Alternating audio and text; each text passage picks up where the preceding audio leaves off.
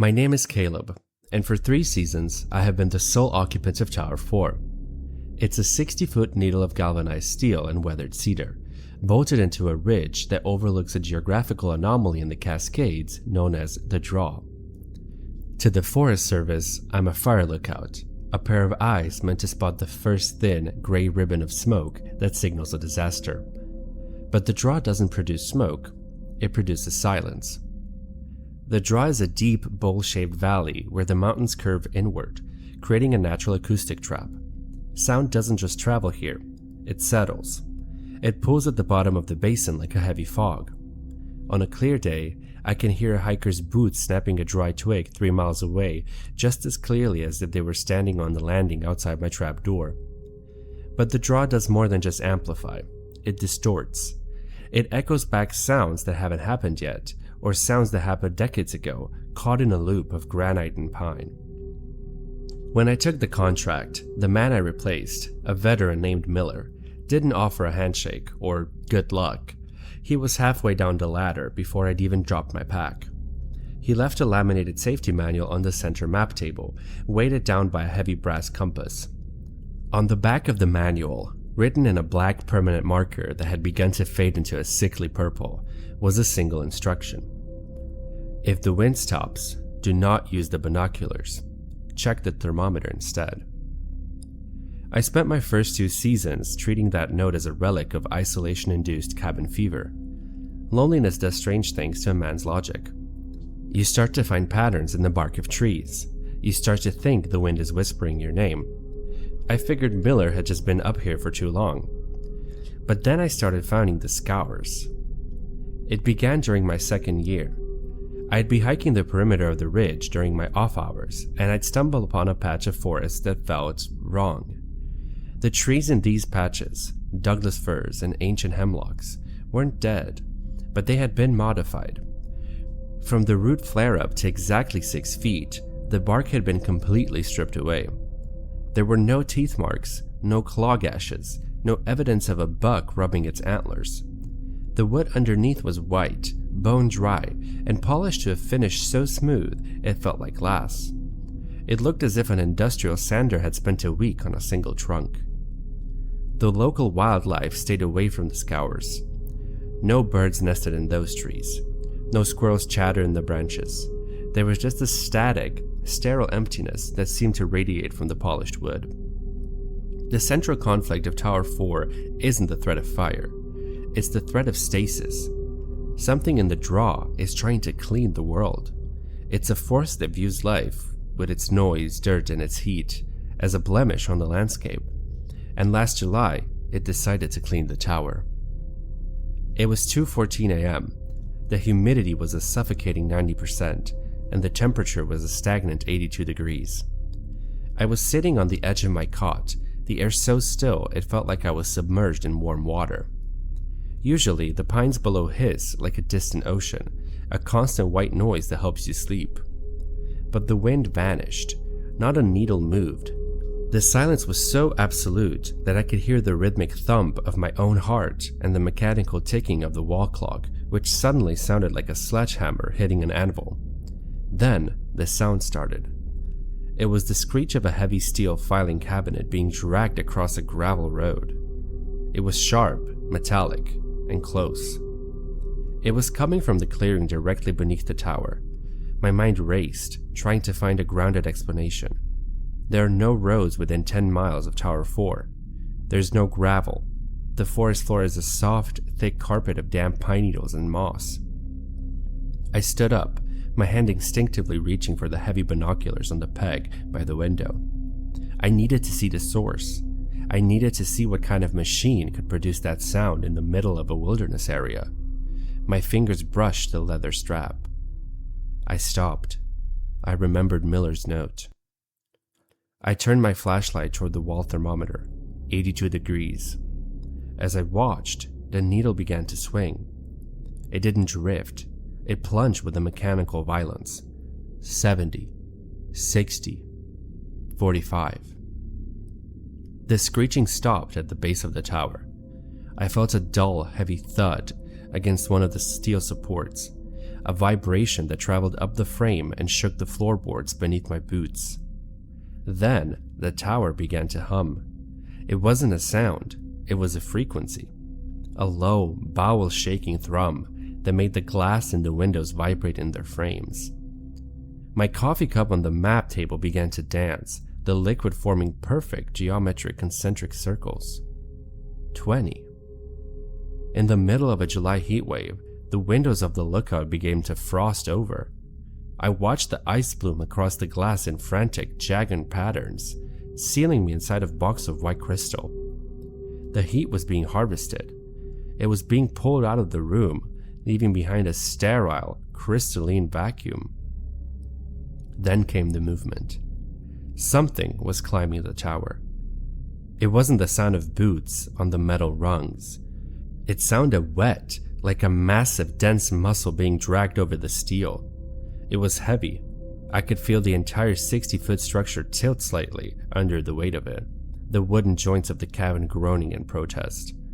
Whatever it was, it didn't have a voice. It had a sampling rate. As the weight reached to the top landing, the battery-operated radio on my desk crackled to life. It wasn't receiving a signal from the outside world. It was emitting a sound like a tape recorder being played at half speed. It was my own breathing from 10 minutes ago.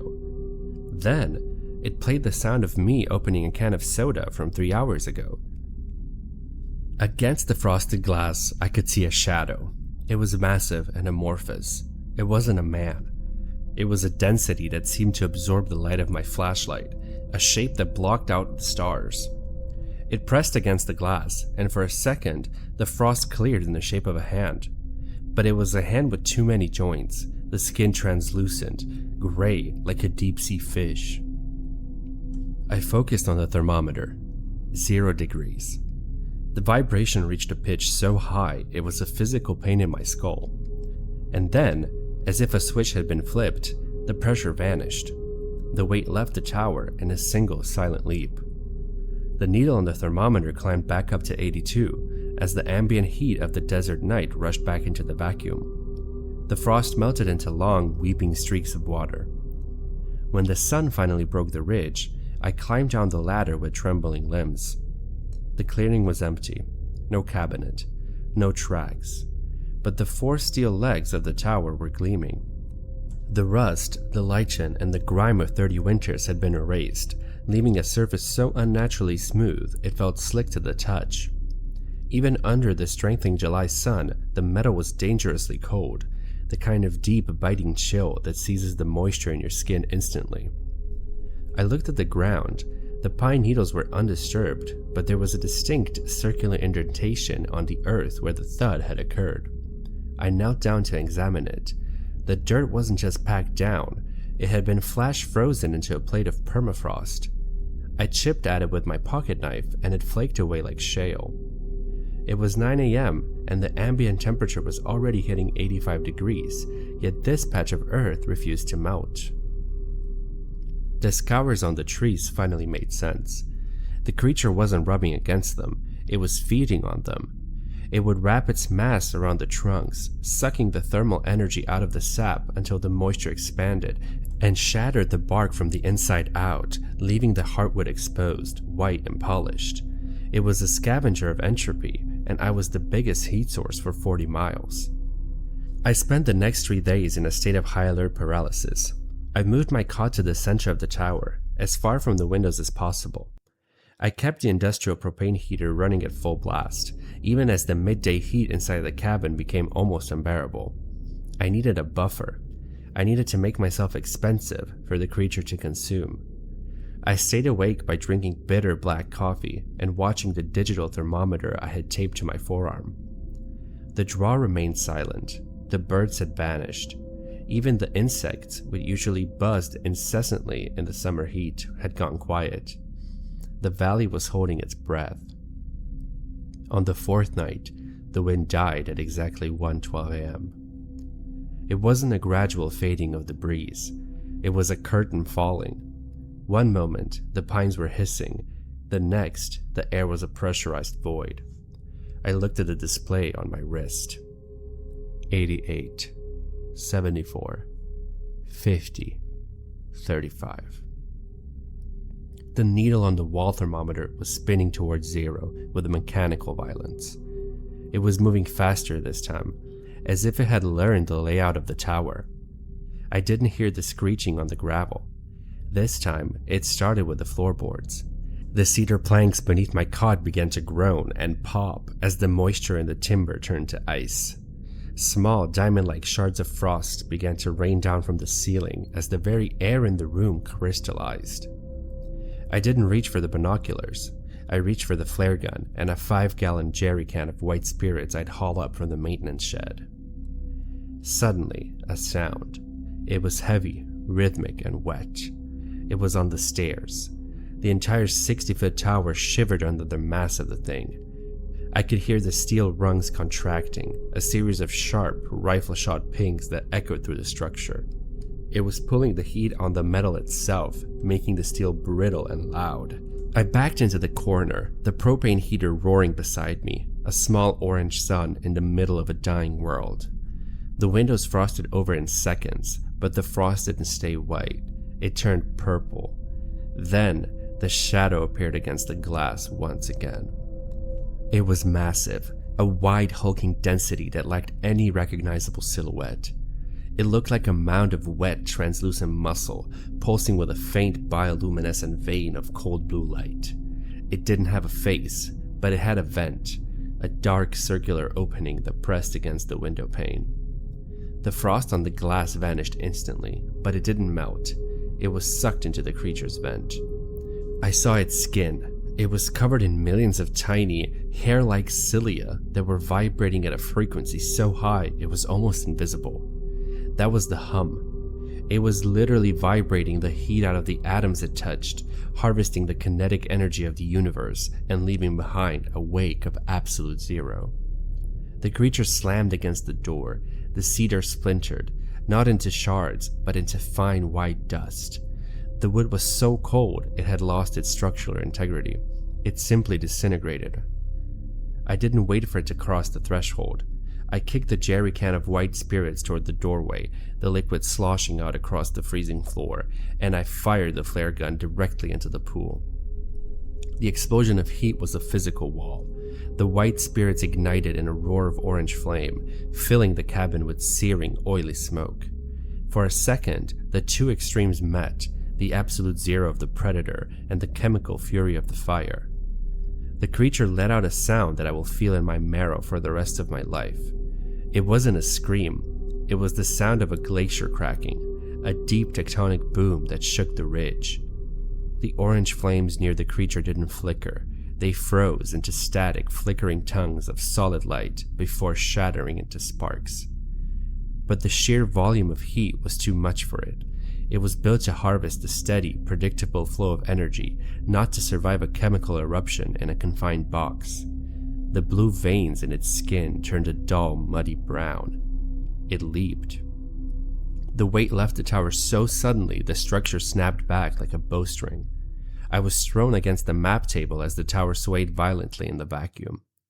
Outside, I heard the sound of snapping timber, not one tree, but dozens, as the creature tumbled down the ridge into the darkness of the draw, flash freezing everything it touched in a desperate, instinctive attempt to stabilize its core. I sat on the floor, gasping for air that was half fire and half ice, watching as the orange flames had finally begun to consume the frost-damaged wood of the door. I didn't wait for the sun. I knew that whatever was down in the draw was wounded, but I also knew it was hungry. A creature that lives off heat doesn't stay away from fire too long. It just waits for the flames to settle into a more manageable simmer.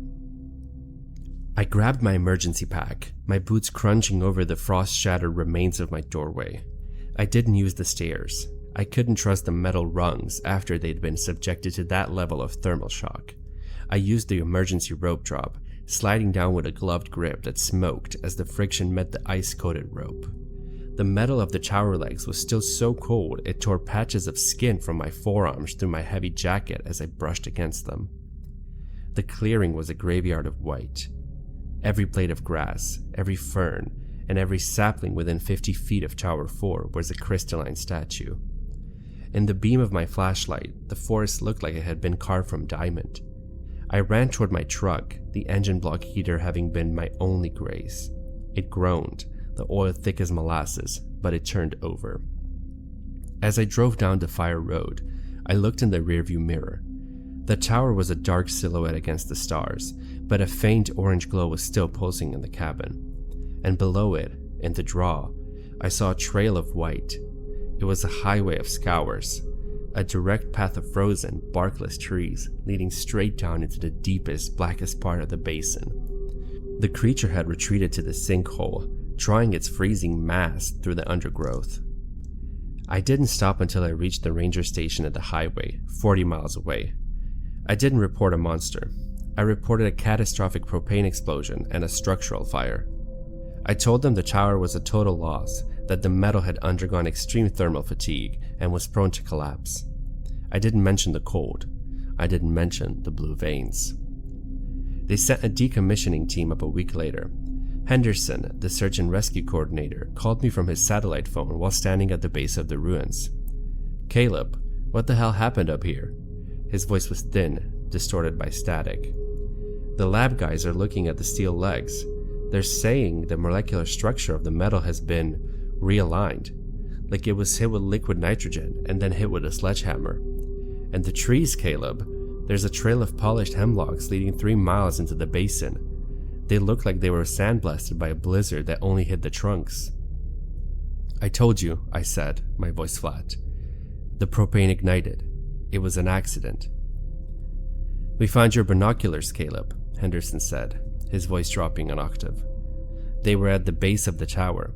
The glass lenses didn't melt in the fire. They turned to dust. The technicians say the silica in the glass underwent a phase change that shouldn't be possible outside of a laboratory. What did you see through those things?" I hung up. I didn't want the answer. I resigned the next day and moved as far south as I could without hitting the ocean. I live in the desert now, outside of Yuma, Arizona. People here complain about the heat. They talk about the 115-degree afternoons and the way the sun bleaches the paint off of their cars. I just smile and nod. I love the heat. I love the way it feels like a heavy protective hand on my shoulders. I still have a digital thermometer taped to my arm. It's a habit I can't break. I check it every 20 minutes, a nervous tick that makes the locals think I'm obsessive. I keep the TV on, the radio playing, and the lights bright. I've become obsessed with the noise of life, the sweat, the dust, and the chaotic movement of a world that refuses to be still. Because I know what's waiting in the quiet places. I know what happens when the wind stops and the thermal energy of a room begins to drain into a vacuum. Last night, the power went out in my neighborhood. A transformer blew 2 streets over. The AC died. The TV flickered into a black square. The silence rushed in, thick and suffocating. I sat in the middle of the living room, clutching a Zippo lighter, watching the digital display on my wrist. 94, 93, 92. It's probably just the night air cooling the house. That's what a rational man would have said. But then I heard it. From the gravel driveway outside, a sound that shouldn't be there. A long, metallic screech, like a heavy filing cabinet being dragged across the stones. I looked at my front door. A thin, white line of frost was beginning to bloom along the threshold, creeping inward like a pale, freezing hand. I didn't panic. I just reached for the kerosene I keep in the hall closet. Because once something like that finds your frequency, once it tastes the specific heat of your life, it doesn't forget. It just waits for the world to get a little bit quieter. It waits for the wind to stop. And in the desert, the wind stops every night.